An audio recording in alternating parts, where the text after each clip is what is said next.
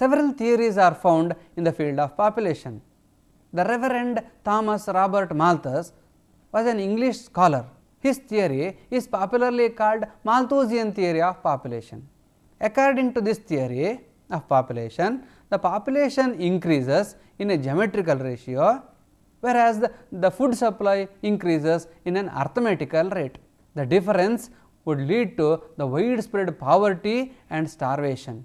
This would be checked by natural calamities such as diseases, high infant mortality, famine, war, etc. According to this theory, there are two checks to control the population, that is preventive checks and positive checks. Preventive checks means controlling the birth rate and uses of different methods to control the birth, and positive checks means natural calamities such as floods, wars and other natural calamities.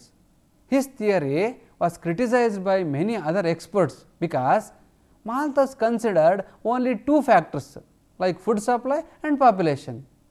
Other factors such as improvements in technology, industrialization, globalization, etc. are not at all considered by him. He was the right at his moment in time, but development made him wrong.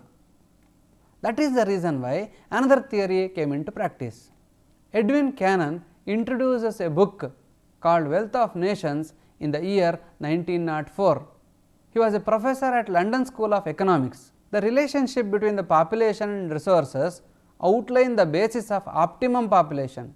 Edwin Cannon has been given the credit for defining what later came to be known as the concept of optimum population theorem while describing the population theory and policy. He classified nations into three categories according to the size of their population. Number 1, underpopulated nations, overpopulated nations. Number 3 is nations with normal population, meaning a size favorable to the greatest possible productivity. The concept of optimum population has been interpreted in several ways to mean the size of the population which results in the highest per capita income, the highest productivity as measured in different manners, or the highest level of other less well defined economic indicators such as economic welfare, level of living, real income and some cases employment. This theory has been criticized on several grounds. Due to the criticisms to the optimum population theory, another theory came into practice, that is popularly called demographic transition model.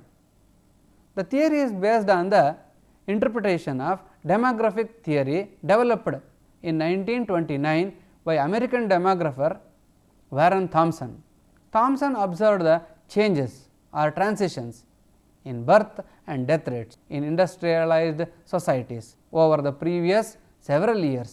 Demographic transition is a transition from high birth rate and death rate to low birth rate and death rates as a country develops from a pre-industrial to an industrialized economic system. Population profile of low income developing countries, less economically developing countries typically have a wide base and narrow top. This represents a high birth rate and high death rate.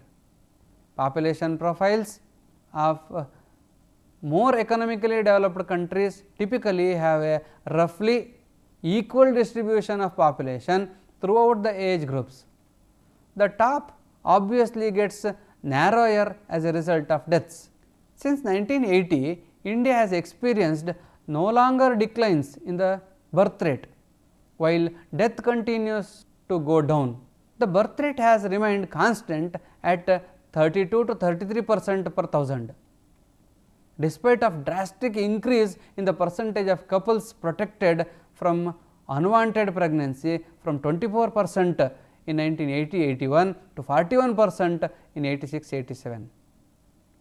Without a national family planning program, India's birth rate certainly would have increased substantially during this period. In terms of economic conditions, there have been no improvement in 1980s in per capita income, that would push India into the third stage of demographic transition. The apprehension of the theory is that when societies become trapped too long in this second stage, economic decline and ecological deterioration occur. At present, food grain production has been able to keep speed with population increases, but such production cannot increase indefinitely without soil erosion, deforestation and other environmental degradations. Problems with a youthful population in India. Much of India's population are under 16-year-old. So, it has a high dependency ratio. This is because life expectancy is short, that is 63 years, and India's birth rate is very high. India's dependency ratio is 63%. So, every 100 economically active people support 63 dependents. This causes problems for Indian government. The high cost of providing basic health care and education for many young people. A population explosion will happen when this youthful population grown up and have their own families. There is an increasing demand for fundamentals such as housing, food, energy, etc. The burden of these extra costs will fall on the economically active population.